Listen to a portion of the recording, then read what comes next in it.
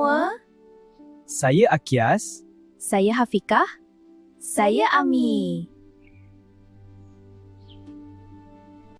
Hafikah, apa yang kita nak buat hari ini? Memandangkan kita sedang meraihkan Hari Raya, hari ini kita akan bincang dan selongkar kesalahan bahasa dalam infografik tentang Hari Raya yang dijana oleh AI. Kita akan tengok dari aspek morfologi. Menarik tu! Tapi sebelum tu Akias, awak ingat tak apa itu morfologi? Macam berkaitan dengan bentuk perkataan. Ha, betul tu. Morfologi ni kajian tentang struktur, bentuk dan golongan kata. Contohnya macam penggunaan imbuhan, awalan, akhiran, semua ni boleh ubah makna perkataan. Ada juga penggandaan dan kata majmuk. Kalau salah guna, memang ayat boleh jadi pelik. Jadi jom kita selongkar kesalahan tu sama-sama. Cantik kan grafik ini? Grafik tersebut dijana dengan menggunakan Gemini. Jadi, mengapakah Gemini menjadi pilihan bagi kumpulan kami? Kumpulan kami memilih Gemini kerana Gemini cekap dan pantas. Penghasilan poster yang mempunyai 4 panel yang berbeza-beza secara manual memerlukan masa berjam-jam untuk susun atur dan memilih elemen yang bersesuaian. Maka, dengan menggunakan Gemini, proses menghasilkan grafik dapat disiapkan dengan segera kerana Gemini boleh menjana draft visual lengkap dalam masa beberapa saat sahaja berdasarkan arahan atau prompt ringkas. Kumpulan kami juga memilih Gemini kerana Gemini dapat memahami konteks budaya dengan mendalam. Hal ini kerana Gemini mempunyai pangkalan data yang luas yang membolehkannya memahami elemen-elemen spesifik sesuatu budaya. Gemini juga berupaya untuk menjana ikonografi yang tepat. AI mengetahui bahawa Hari Raya Aidilfitri di Malaysia sinonim dengan ketupat, baju Melayu, masjid dan suasana kampung. Sebab yang ketiga ialah Gemini memiliki keupayaan multimodal iaitu dapat menjana teks dan imej. Salah satu kekuatan Gemini adalah kebolehannya memproses dan menghasilkan kandungan merentas format. Gemini bukan hanya melukis semata-mata tetapi juga menyusun teks penerangan yang logik seperti bahagian makna kemenangan dan juadah dalam satu kerangka visual yang kemas. Gemini juga secara automatik menentukan saiz font dan kedudukan ilustrasi supaya grafik yang dihasilkan tidak nampak terlalu padat atau kosong. Tetapi, mesti kamu semua tidak nampak kesalahan-kesalahan yang wujud dalam grafik tersebut kan? Jadi, ayuh kita kenal pasti kesalahan-kesalahan yang terdapat dalam grafik yang dijana oleh AI ini. Kesalahan pertama yang dapat dikenal pasti adalah pada perkataan Ramadan. Ramadan ialah sejenis morfem bebas, kata dasar yang diserap daripada bahasa asing. Dalam morfologi, bentuk struktur ejaan sesuatu kata dasar mestilah mematuhi leksikon standard, sistem ejaan Rumi Baharu. Penggunaan dua huruf konsonan, DH, mengubah bentuk asal morfem baku yang sepatutnya dieja dengan D sahaja.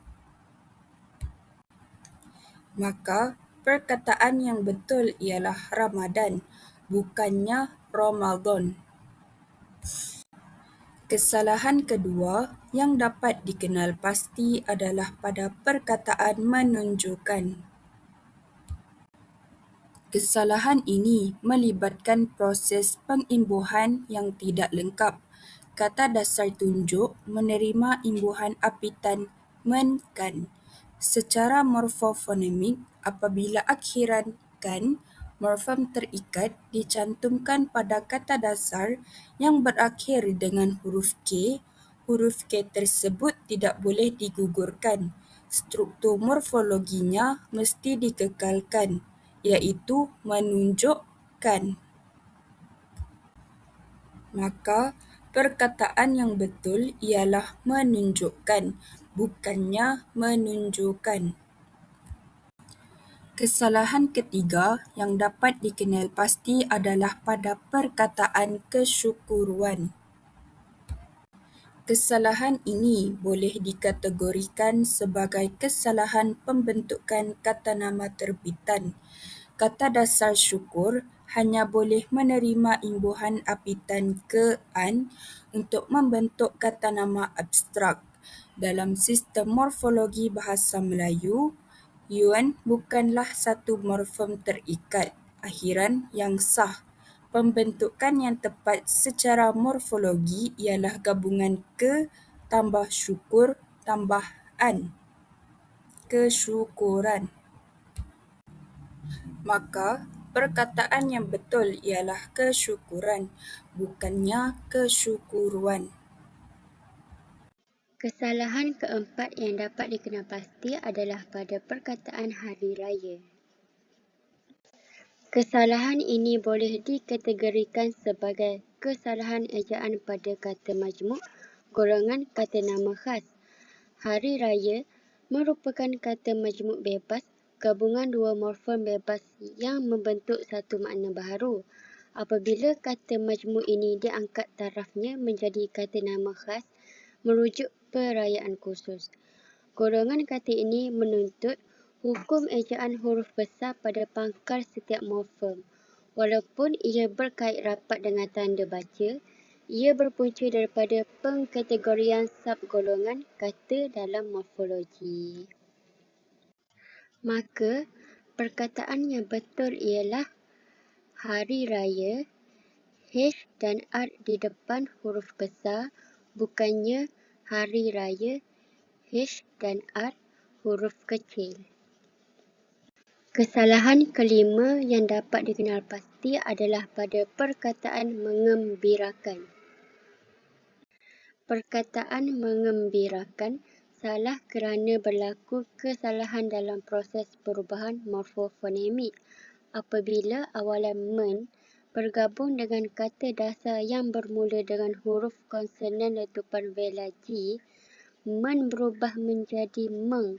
Namun, huruf awalan G pada kata dasar gembira tidak boleh diluluhkan atau digugurkan. Struktur cantuman morfem yang betul ialah meng, gabung gembira, gabungkan. Jadi, menggembirakan.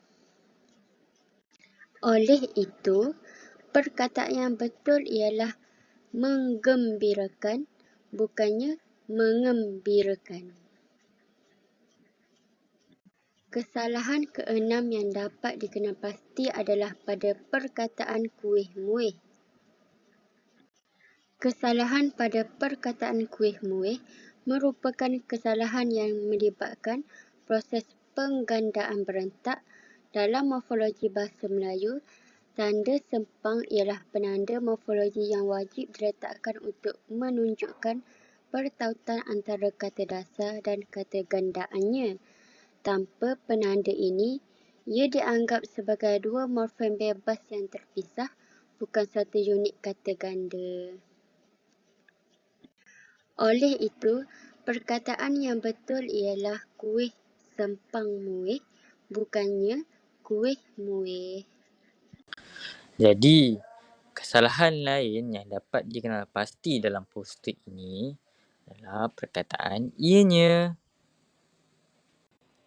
Kesalahan ianya berlaku kerana wujud kelebihan dalam penggabungan morfem yang membawa fungsi sama. Bentuk yang betul ialah ia atau penggunaannya sahaja, bergantung pada konteks ayat dalam morfologi bahasa Melayu. Ia ialah morfem bebas, kata ganti nama diri ketiga. manakala nya ialah morfem terikat yang turut merujuk kepada fungsi yang sama.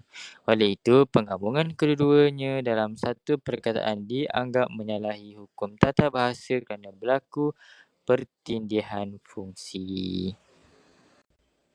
Okey, seterusnya, perkataan lain yang dapat dikenal pasti adalah perkataan kunjung mengunjungi.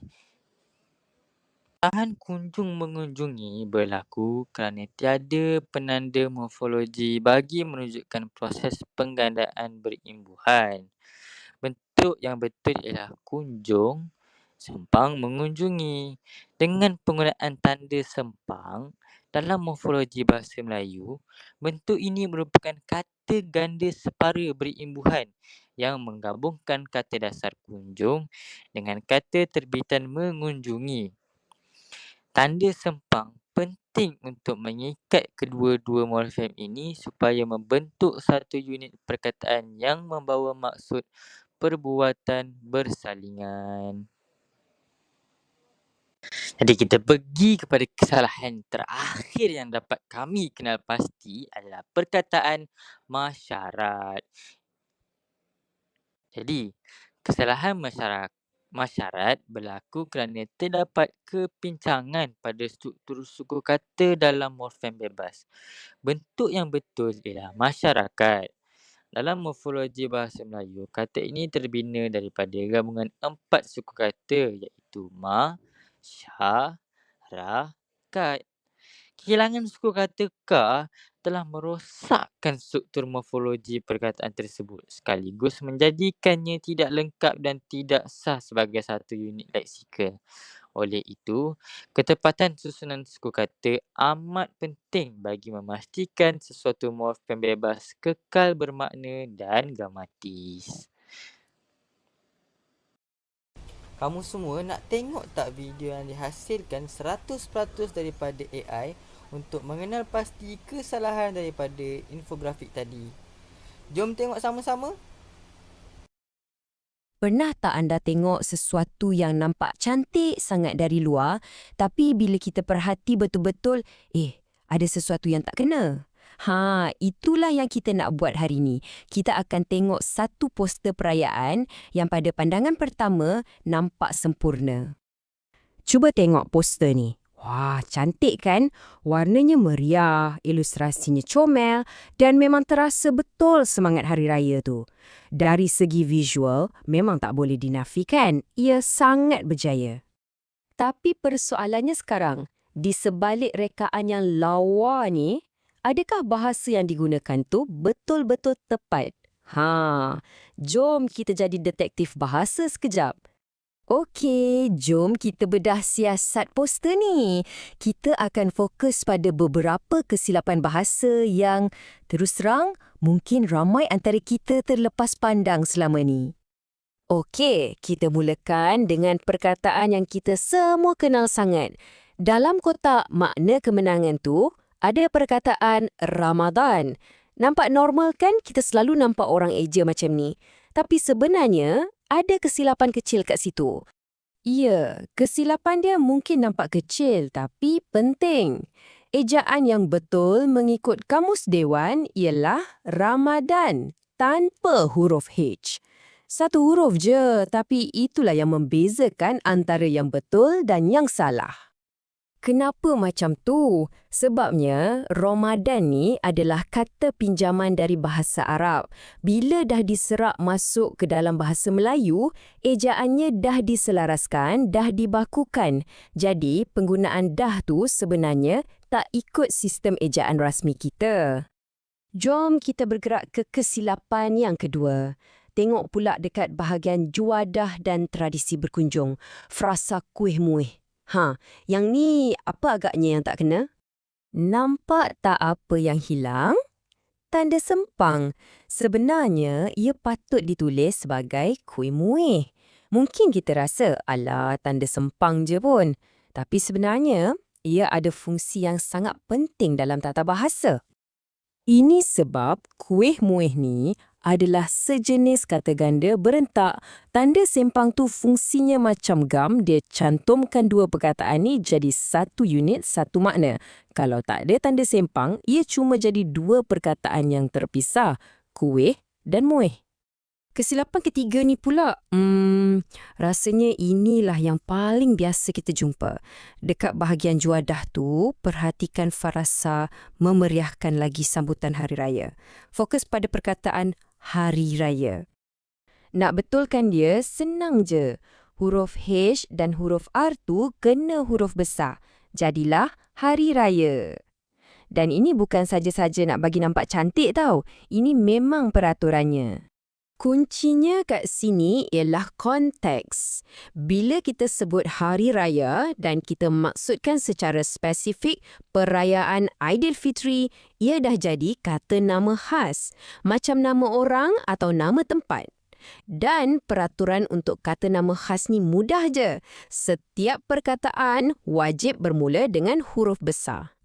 Okey, tadi kita dah bincang 3 kesilapan, tapi cuba teka. Ada berapa jumlah kesilapan bahasa dalam poster ni? Ada 9. Ya, 9.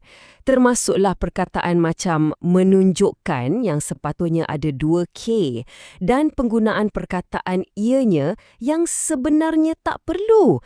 Bayangkan 9 kesilapan dalam satu poster yang cantik macam ni. Jadi, bila dah tengok semua ni, mesti ada yang terfikir, alah, silap sikit-sikit je, mesej dia sampai juga kan? Kenapa kita perlu kisah sangat pasal benda-benda kecil ni? Kita kena kisar sebab pertama, ia soal kejelasan. Bahasa yang betul, elakkan salah faham. Kedua, profesionalisme. Bila kita teliti dalam hal bahasa, ia tunjukkan kita ni serius dan berkualiti. Dan yang paling penting, ia adalah soal memelihara dan menjaga bahasa kita sendiri.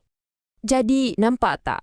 Poster yang cantik ni sebenarnya bagi satu pengajaran yang penting. Bahasa ada di sekeliling kita, kat media sosial, papan iklan, di mana-mana je. Lepas ni, bila anda tengok sekeliling dengan mata yang lebih peka, soalannya bukan lagi kalau anda akan jumpa kesilapan, tapi apakah kesilapan seterusnya yang anda akan jumpa? Infografik yang dibina ini sememangnya menarik dari segi reka bentuk dan isi kandungan. Namun begitu, masih terdapat beberapa aspek yang boleh ditambah baik bagi infografik ini. Walaupun penggunaan AI, kecerdasan buatan memudahkan proses penghasilan grafik, pengguna perlu lebih peka terhadap hasil yang dijana. Hal ini kerana AI tidak sentiasa menghasilkan ayat yang tepat, terutamanya dari segi penggunaan bahasa dan konteks. Amy, pada pendapat kamu, apa peranan kita sebagai pengguna dalam memastikan hasil AI ini lebih berkualiti? Sebagai pengguna, kita tidak boleh bergantung sepenuhnya kepada AI. Kita perlu membuat semakan dan penambahbaikan sendiri sebelum sesuatu hasil digunakan. Jika tidak disemak, kesalahan ini boleh menjejaskan kefahaman pembaca serta mengurangkan kualiti maklumat yang disampaikan. Oleh itu, pengguna perlu menyemak dan menambah baik kandungan secara manual, terutamanya dari segi ketepatan bahasa sebelum digunakan. Selain itu, rujukan kepada sumber tata bahasa yang betul juga penting bagi memastikan penggunaan bahasa yang lebih gramatis dan sesuai. Kesimpulannya, penggunaan AI perlu disertai dengan semakan yang teliti oleh pengguna agar hasil yang dihasilkan bukan sahaja menarik tetapi juga tepat dan mudah difahami. Jadi, itu sahaja video dari kumpulan kami yang terdiri daripada saya, Akias Koyim, Hafika dan juga Amy.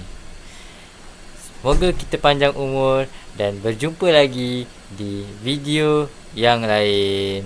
Wabillahi taufiq wal hidayah. Wassalamualaikum warahmatullahi wabarakatuh. Bye semua.